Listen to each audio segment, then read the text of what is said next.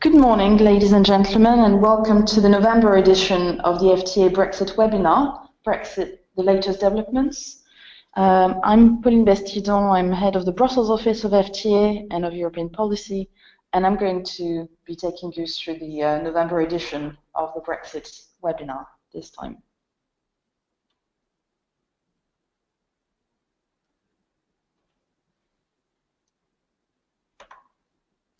Okay, so this time we're going to cover a few points. First of all, an update on the state of play with negotiations. I'm going to update you on the 6th round of negotiations that took place last week and that we followed, of course, very closely, as well as the likely next steps.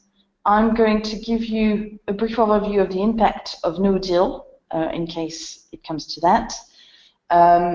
And then I will update you on the latest developments in the UK, and especially the publication of a trade bill and the publication of a technical note on EU workers, providing an update on what they call the settled status, which is the process whereby EU workers will be allowed to stay in the UK post-Brexit.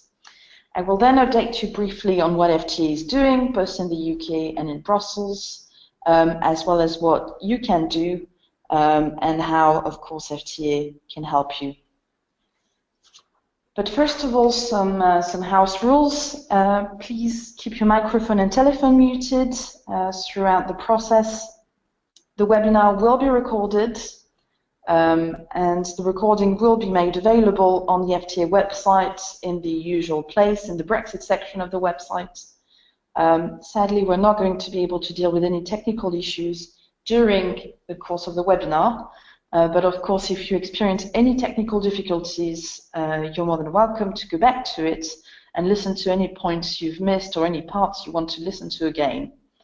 If you've got any questions, either during the course of the webinar or at the end, there will be a little bit of time for that, you can please use the chat box to ask any questions throughout the webinar.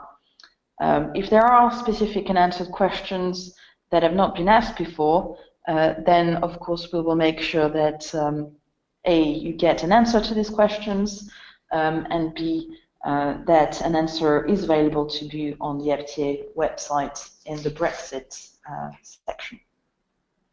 So first of all, I'm going to update you on the state of play of the negotiations. As I said, there was a 6th round of negotiations in Brussels last week, which closed on Friday, so quite a lot to report on.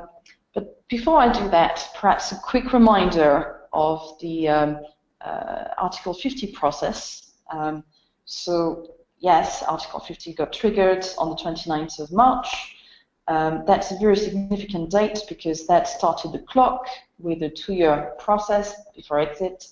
Guidelines were adopted by the European Council, minus the UK, on how the EU negotiations would be conducted, which topics would be discussed when, on the 29th of April, and we are now well into the 2-year period to negotiate the withdrawal agreement, especially, while the detailed future relationship might not be decided at this stage. There's still a question mark. Of course, the cutoff date is the 30th of March 2019, midnight. We now know that.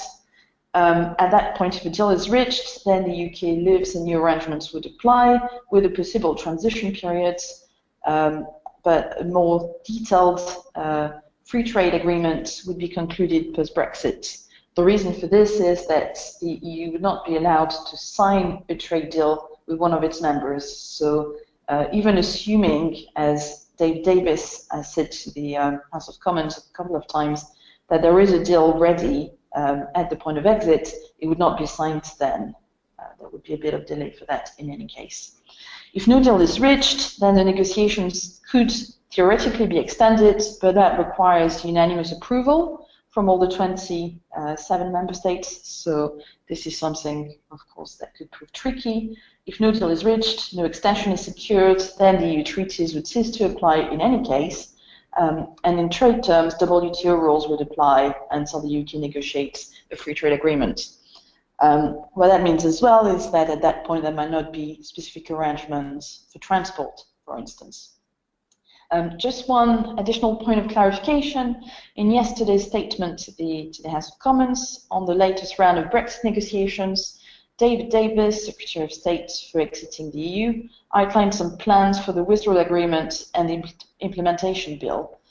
This is basically a new bill that would be introduced. His statement confirmed that basically the major policies set out in the so-called withdrawal agreement, i.e. the exit issues of citizen rights, financial settlement, as well as Ireland, will be directly implemented into domestic law by primary legislation. Therefore, Parliament will get a vote, will get a say. The bill is expected to cover contents of the withdrawal agreement, including issues such as an agreement on citizens' rights, any financial settlements, and, well, the government is hoping the details of an implementation period agreed between both sides, but however, it could not cover trade aspects. One very important point to make at this stage, David Davis clarified that whether the terms of the withdrawal agreement are approved or not by Parliament will not change anything to the Brexit process or the exit date. The UK will leave anyway at 11 p.m. UK time on the 29th of March 2017. So that's for the bit of a recap on the process and the latest developments there. Now, in terms of the state of play for the negotiations, so as you will have known if you followed previous webinars, there are 4 phases in the negotiations. Phase 2 and 3 might now come together, but basically you can see that there are 2 main parts in the negotiations pre-Brexit. The so-called phase 1 of withdrawal arrangements, the most pressing matters for an orderly withdrawal, covering citizens, financial settlement in Ireland, and the second phase on the framework for the future UK-EU relationship, as well as a potential transitional phase or implementation phase, as the UK government calls it. So the 6th Brexit negotiation round took place last Thursday and Friday. It's fair to say it was shorter than usual, also more technical in nature. There wasn't any big political breakthrough, but there was an important statement from Michel Barnier, the chief EU negotiator. He stated, and he acknowledged that more progress had been made, but he stated that not enough progress had been made in his view to move to trade and transition talks in December, and that it was expected a breakthrough from the UK within the next 2 weeks. So obviously this is the view from one side, but quite important because it means that there will probably need to be more discussions before we can make progress before the December Council. But where are we exactly in terms of the negotiations on the various points of phase 1? Well, on citizens' rights, that's probably the area that has seen the most progress, according to both camps. A big part of this negotiating round seems to have been focused on the procedure for application for settled status in the UK. And the document that I will mention later on in this webinar that was released by DexEU last week was well received by EU officials. Less so by the European Parliament, but that's another matter. I'll come back to that. The EU side has also welcomed commitments related to the direct application of the withdrawal agreement once concluded in UK law, feeling a bit more reassured by this. But from Barnier's perspective, not enough progress was reached on family reunification, the right to export social security benefits, as well as the right to directly apply case law from the European Court of Justice in the UK post-Brexit. The UK side, on the other hand, and that's more relevant to our industry, is frustrated at the moment by the lack of progress on mutual recognition of qualifications, especially for citizens that might not have obtained their qualifications yet come Brexit. So, for instance, someone who's still going through their CPC training when Brexit comes. The main issue, it would seem, is more political. It's an issue of principle. This point relates to the future, according to Barnier's officials, and they therefore see it as something that should not be raised at this stage, while the UK government disagrees. Obviously, from our point of view, we'd like that to be sorted out as quickly as possible to provide reassurance to both industry and workers. In terms of Ireland, well, there now seems to be political agreement to protect the common travel area, as well as the Good Friday Agreement, which, by the way, contains a chapter on transport cooperation. But unfortunately, no progress with concrete solutions. And that seems to be part of the reason that solutions have not really been discussed so far. The discussions are focused on the problems, setting the ground. The issue, of course, also, and that's certainly the UK's view, is that finding concrete solutions to the border issues in Ireland requires discussions on the future relationship, which will only start in phase 2, once the European Council has given Barnier the mandate to proceed to trade talks. And last but not least, there are some fundamental differences that are playing out in the press at the moment as to which solutions could work between Northern Ireland and the Republic. Very strong differences, it would seem, between what the UK side is saying they want and what especially Ireland is saying that they want, supported by the 26 other member states. The key question is whether Northern Ireland should stay in a customs union and the single market post-Brexit, or whether that's not achievable or attainable at all from a political perspective, and whether creative solutions could therefore be. So hopefully this will get resolved, or at least that will not stop the progress to trade talks, that can be discussed, discussions can continue. The financial settlement, little progress seems to have occurred last week, it would seem. Why is this crucial? Well, because this is one of the key points, it would seem, for the EU side. So the crucial date really for us in terms of next steps is now the European Council meeting, the 15th of December.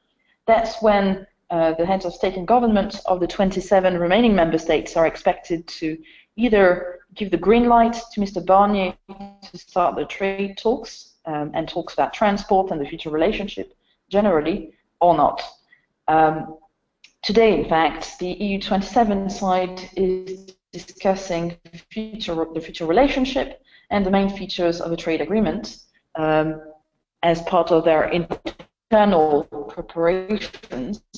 But this is only an internal discussion at this stage, so there will not be any communication coming from the EU side to the UK side on what they want right now. The 29th of November is another crucial date in this process, because that's the date when the first draft Council conclusions are expected to be issued.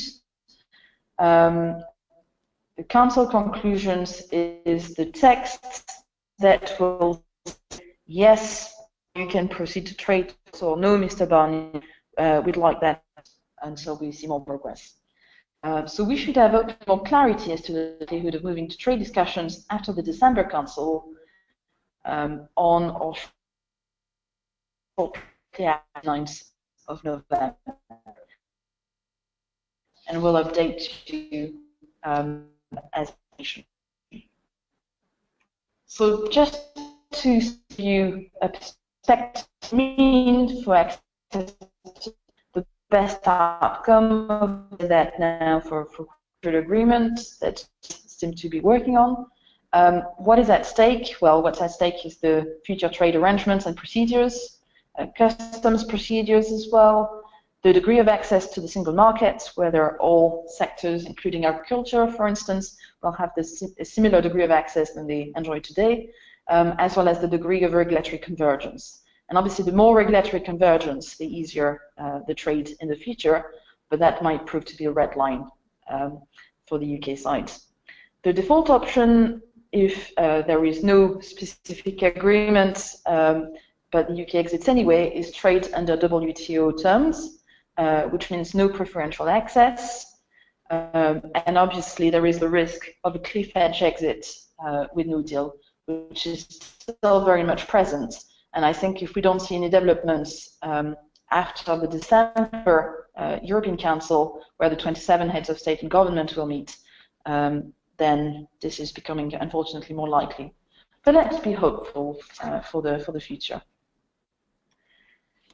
Well, before we get hopeful, I'd like to take you through some slides on the impact of a no deal and what that would mean in practice. This is very important because this is the default option if no progress is made. So what are the implications of a no deal for trade? Tariffs, of course, first of all. Just to give you some examples of the EU tariffs currently applied when there is no preferential agreement between the EU and a third country. 30%, 10% for cars, and 35% for dairy products. These are just examples. We're not entirely sure that the UK will necessarily adopt the same tariffs in the future, but at least the UK government has said that it was their intention to register the same tariffs that are currently in play, the UK being part of the EU at the WTO. Red tape and regulatory barriers. This is mainly the case, of course, for products that might be highly regulated, such as chemical products, pharmaceuticals.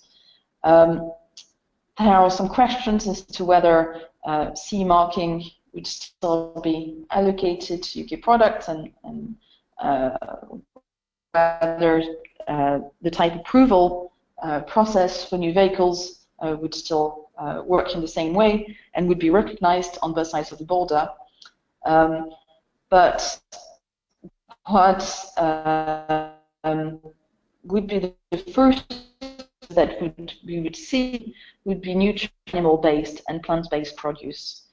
So we've been told that, in fact, 100% of these products would be controlled by the EU post-Brexit, at least unless there is something, an agreement that removes that need. Delays is another thing that we would tend to see. The Port of Dover has indicated that it currently takes about 2 minutes to process EU goods. An extra 2 minutes per shipment would mean 17 miles of queue, which is around 25 kilometers. Dover could lead at least, so this is of course quite scary prospect. Just to give you an example, the Port of Dover has also said that it currently takes between 20 minutes and an hour and a half to process non-EU goods, but of course there are a myriad of agencies that can stop the shipment for longer to proceed some more in-depth checks, for instance, for plant-based or animal-based products. So we could expect potentially longer lead times for importers and exporters if we were in such a situation.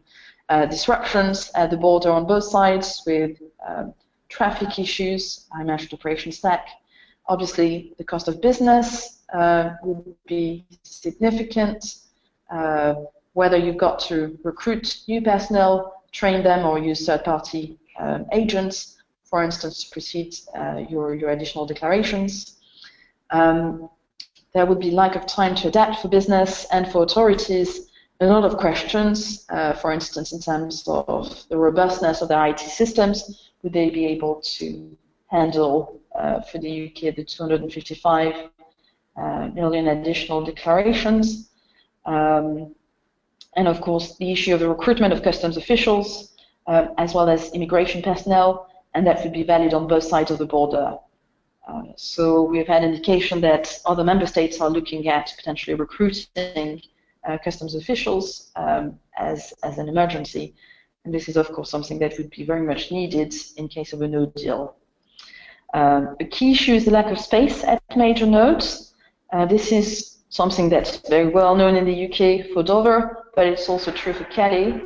The Port of Calais is going through, in fact, a major restructuring project called Calais 2015, that will not be completed before quite a few years, 3 or 4 more years now.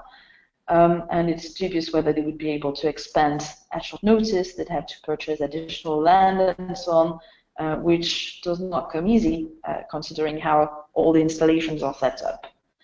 And the same goes, of course, for Eurotunnel, where there would also be a clear lack of space.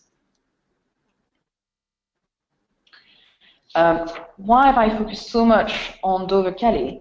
Well, that's because this is, of course, one of the busiest links that there is between the UK and continental Europe. You have 4.23 million freight vehicles that go through it per year. That's 11,600 vehicles per day if you take the traffic both through the ports as well as Eurotunnel. And currently it's very straightforward, very easy, very quick, 75 minutes by ferry, about 1 hour with Eurotunnel. All the alternatives would take at least 3 to 4 times longer. So we've looked at, New Haven, Dieppe, that's a 4-hour crossing with a maximum of 3 services per day. Felix to Rotterdam, 8 to 10 hours crossing, maximum of 3 services per day. And even Tilbury-Zeebrugge, that's 8 to 9 hours crossing with a maximum of 2 services per day. So yes, no suitable alternative, unfortunately. And this connection has unmatched capacity and frequency of service. So anything impacting the Dover-Calais route would have very, very strong consequences. And I think we just need to look back at what happened in 2015 with the French ferry strikes that led to 4 days disruptions to see how bad it was. There were queues of lorries over 30 miles. 21 million pounds worth of stock that was completely lost. The cost to the UK economy was estimated to be at about £1 billion. So very significant impact. And this is something that we are working very, very hard to prevent. For Ireland, there would also be specific challenges, of course, especially because Ireland has got the only land border from an EU perspective with the UK. Very unique circumstances from an historical perspective, of course, but also unique circumstances from an economic point of view with very high integration of trades.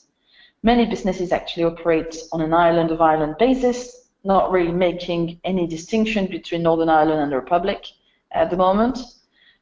There has been the promise of no hard border on both sides, as I said. Both sides are absolutely committed from a political standpoint to protect both the common travel area as well as the Good Friday Agreement.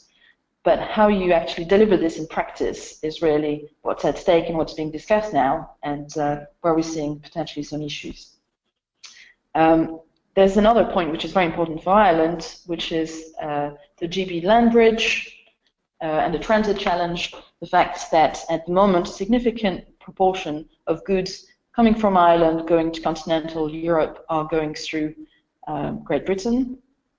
This could present significant challenges, both in terms of transport rights as well as customs, of course, and it's something that we're looking at very, very closely as well. Before I tell you what the impact of no deal would be, it's quite good to look at the structure of freight traffic at the moment, passing through major UK ports by type of freight unit. So as you can see on the graph, which should be on your screens now, if you look at the extra-EU trade, 99% is done by container traffic. Now, if you look at the intra-EU trade, you've got a very, very different picture indeed, because only about 24% is container traffic. 24% would be trailers, not accompanied, while 45% is roll and roll off. Roll and roll off meaning you've got the entire vehicle that goes on the ferry, the driver would also be on the ferry, of course, and then the entire vehicle would just roll off the ferry upon arrival. And that's a business model that requires, of course, speed and very seamless procedures to function well. And that's why there would be significant consequences in case of a no deal. But what that means also is that these vehicles that do roll on, roll off require market access from a road transport perspective to be able to do that in a correct way. And that's where there could be significant consequences in case there is no deal for road transport and RoRo, because there the default option is not that your vehicles can just freely go across the frontier. No, unfortunately, the default option is access restriction. There is a system under OECD called the ECMT permit system. The system, unfortunately, is very cumbersome, comes with a lot of restrictions in terms of the number of journeys that you can perform before having to go back home. No cabotage is allowed under this specific system. It comes, as I said, with significant red tape. Obtaining the permits is in no way easy, and of course it comes at a cost as well. And currently the cost in the UK is £133 per permit. But the biggest issue, however, is related to the lack of volumes of available permits. So for instance, the UK currently enjoys 102 permits a year, 102 a year, that can each be used for an absolute maximum of 12 vehicles, assuming these vehicles are all Euro 6. It's less if the vehicles are Euro 5 or 4, and obviously rationing would therefore be possible. Unfortunately, other member states face similar restrictions. Germany is a bit more, but not that much more, 229 permits per year. The Netherlands have 150 permits per year, Ireland 90, and France 173, just to give you some examples. Even Poland, which has more than the others, only has 318 per year. The other difficulty is that the overall ceiling for ECMT permits, the overall quotas, is quite well used at the moment for other purposes than Brexit, of course, and only 5 to 8% of the ECMT quotas is unused at the moment. Extending this quota is something that will prove probably impossible, because it requires the unanimous approval from all 43 participatory countries. So all the 43 countries that are involved in the ECMT scheme would have to agree. If only one says no, and we already have indication that Germany, France, and the Netherlands would be opposed to it, it's not possible to increase the ceiling. So we're now looking at alternatives to this ECMT scheme. Our preferred option would be to have an EU-wide deal with the UK, and we hope this can be done pre-Brexit. And there are, of course, other issues that will need to be solved, such as mutual recognition of qualifications, as I mentioned earlier. So where does that leave us? Well, it might be tricky to find solutions to all these issues in time, which is why we felt, alongside pretty much every association in the business and industry world, that a transition period might be necessary, and this is something that the UK government is also pushing for very strongly, although they call it implementation period. What should that cover? From my point of view, it should cover negotiations in case they have to last a bit longer than planned, in case they continue after exit, which the Prime Minister made clear in a Florence speech was a tangible possibility.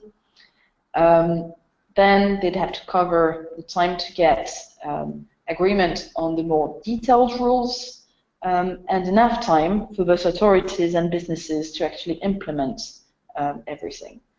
And it's absolutely fundamental to us that industry is given enough time to implement new processes, new rules, because otherwise we'll see some of the disruptions that I talked about earlier. So hopefully all of this will start to be discussed and solutions will start to be found after the December Council of the 14th and 15th. But unfortunately at this point we don't have any certainty yet. So what have been the latest developments in the UK in the last weeks? Well, a trade bill was introduced on the 7th of November. The trade bill will provide measures required to build a future trade policy for the UK once the country leaves the EU, because it's the intention of the UK government to get an independent trade policy. These measures will include the power to ensure that the UK can implement any procurement obligations arising from the UK becoming a member of the Agreement on Government Procurement in its own right. This Agreement on Government Procurement is a plurilateral agreement within the WTO framework, which mutually opens government procurement markets and seeks to address trade barriers. UK is currently a member because it's basically a member of the EU, but will have to rejoin as an independent member in the future. It contains also an implementation agreements with partner countries corresponding to the EU's free trade agreements and other trade agreements in place before the UK's exit from the EU, and power for the government to implement any changes to domestic law that will be necessary for the UK to meet its obligations flowing from these trade agreements. Also importantly, especially for shippers, importers and exporters, it sets out the basis of a new trade remedies authority that will deliver the new UK trade remedies framework and enables these trade remedies authorities to provide advice, support and assistance to the Secretary of State in connection with the conduct of international disputes, should they arise, and other functions of the Secretary of State relating to trade. It may also provide advice, support and assistance to other organizations on its own initiative. There will also be power for HMRC to collect data on behalf of the government, to confirm the number of exporters of goods and services in the UK, and to be able to identify those exporters for trade promotion purposes. And last but not least, the power to establish a data sharing gateway between the Majesty Revenue and Customs, HMRC, and other public and private bodies, so that these bodies, including the new Department for International Trade, can discharge their public functions and actually record level data for research, monitoring or evaluation. The government has also laid resolutions for the so-called customs bill, which will enter Parliament shortly, not been published yet, but this customs bill will allow the government to create a standalone customs regime and amend the VAT and excise regimes. So this is of course something that we will keep a close eye on. Moving on to the EU citizens. So a few months ago, that was before the summer, the UK government made an offer to EU citizens saying that those continuously living in the UK for 5 years would be able to apply to stay indefinitely by getting a so-called settled status. Settled status is basically the right to stay in the UK and work in the UK. Citizens who arrived before the cut-off date that yet has to be defined, but haven't been for 5 years in the UK, would be able to apply to stay until they've reached the 5 years threshold. And citizens arriving after the cut-off date would be able to apply for permission to remain after the UK leaves the EU. And obviously the new arrangements would be based on post-Brexit immigration policy. Our view at the time was that continued access to EU nationals was absolutely crucial for the logistics industry, because 14% of drivers in the UK are EU national, and around 23% of warehouse operatives are EU nationals, so we really need these workers. We therefore at the time welcomed this proposal from government, but regretted that a cut-off date had not been set, and made it very clear that the application process to get the settled status should be as seamless as possible. We also made it very clear that government would need to take into account the needs of the logistics industry when designing the future immigration system, and that this system should really not just favor graduates and people who basically correspond to level 6, which is at least a degree, but would need to also allow workers that might not have a degree, for instance, might be just level 2 or 3, which is the case for most drivers and transport managers respectively, to stay in the country. And of course, we made it also very clear with government that we had an issue because we have agency workers who are sometimes not in the country all year round, and that situation will need to be solved. So last week, on the 7th of November as well, very important date, the government issued a technical note on the settled status. This does not answer our questions for the future immigration policy, but at least it answers some questions related to what happens to e-citizens already in the country now. The notice there to basically clarify the process for the application and really try to provide reassurance to EU citizens, but of course also to the EU negotiators.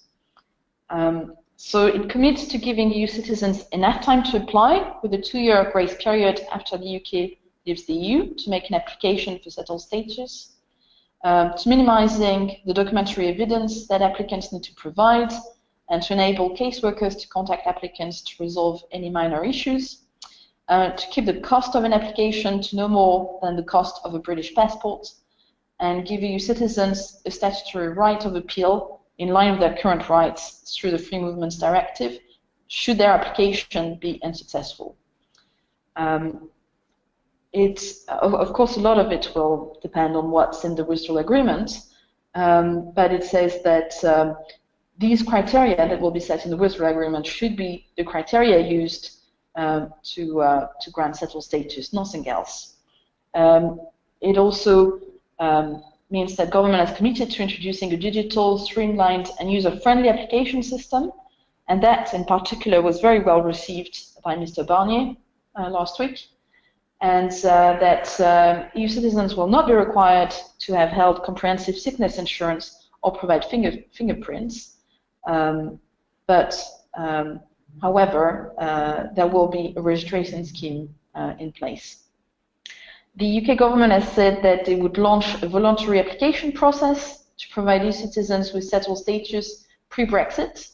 There is no obligation to subscribe to it, but it's just to reassure them that they can settle their status in a way before Brexit has happened.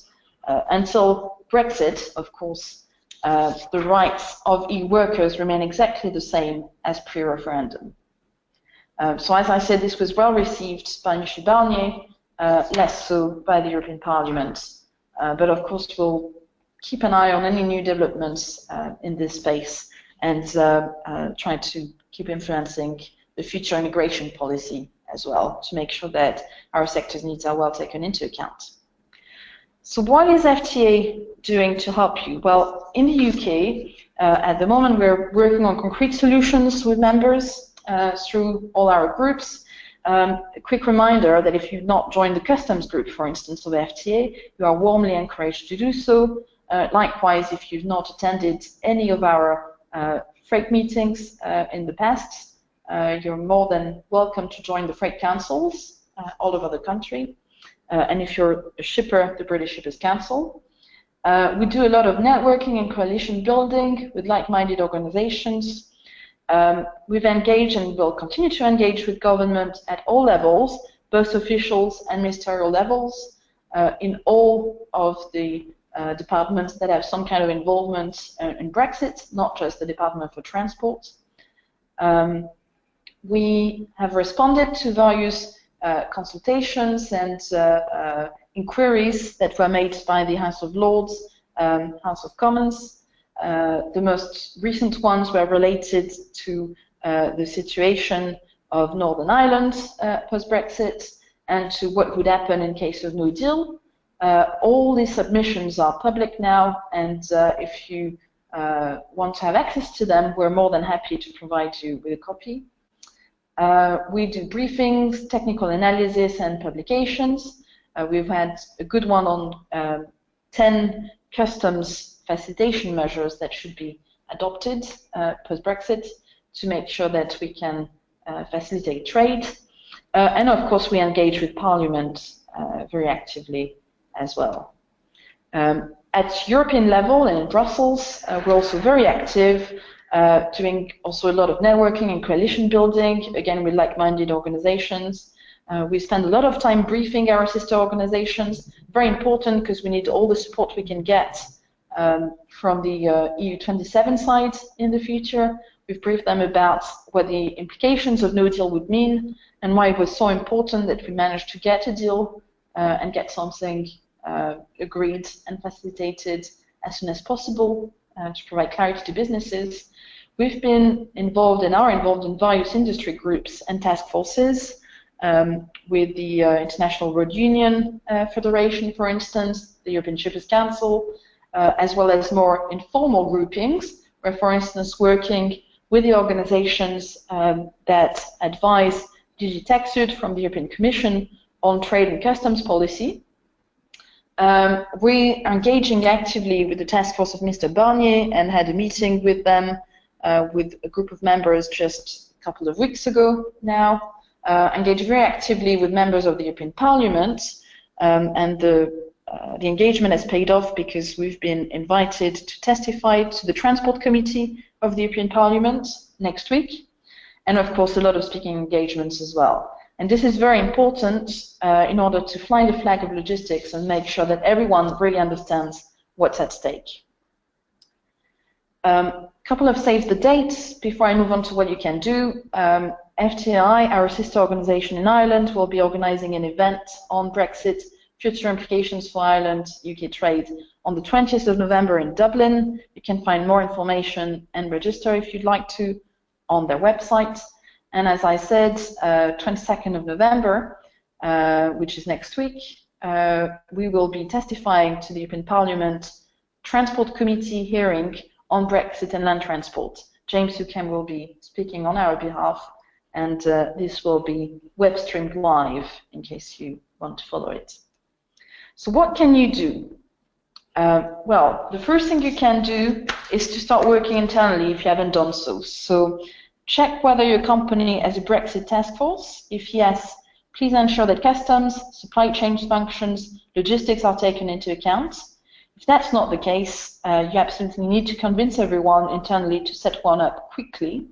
And you should have representatives from operations and production, procurement and sourcing, supply chain, logistics, customs, human resources, and I mentioned the EU workers' implications there, tax and finance, not least from a VAT perspective, legal as well, for all your contracts and so on, public relations, strategy, and public affairs. You need to start conducting impact assessments as well, and work with all your suppliers, partners, and service providers to conduct a SWOT analysis. A bit more information is how you could do that. The internal impact assessment, we would strongly suggest that you do this based on the worst case scenario, which is sadly the only thing we can really assess at this stage. Try to assess the impact on your production and supply chain, but also the impact on your market, because you might not be directly affected, but perhaps your customers will be, so it's important to know that. Of course, any human resources implications, and I've hopefully told you a bit more about what's in stock for them. Tax implications, especially from a VAT point of view. Regulatory implications, if you have especially plant-based or animal-based products, or any of the highly regulated products that I talked about, such as pharmaceuticals or chemical products, for instance. But please don't neglect the impact on your transport providers and transportation choices. And bear in mind what I said, the permit system for road transport and the limits that there could be in terms of market access in the future. Of course, to look at any opportunities should there be any for your business. What can you do externally? You can stay tuned. Following webinars is, of course, part of this.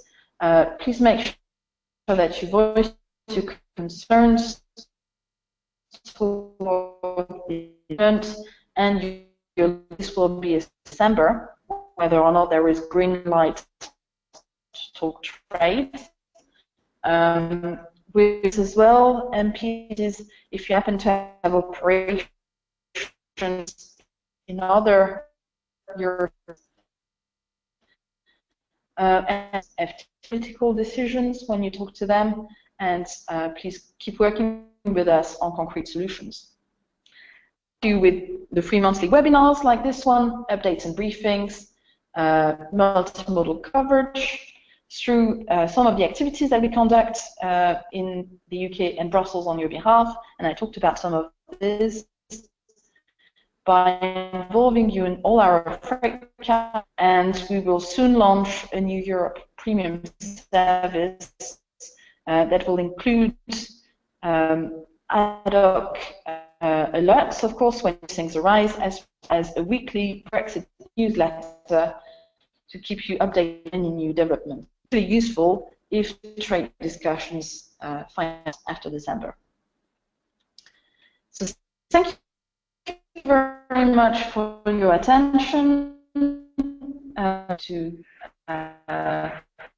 Because I think we're running now, which is 12 at 11:30. Wish more information, whatever, please check our dedicated web page, and of course contact us, or on which we'll try to be active and provide more analysis.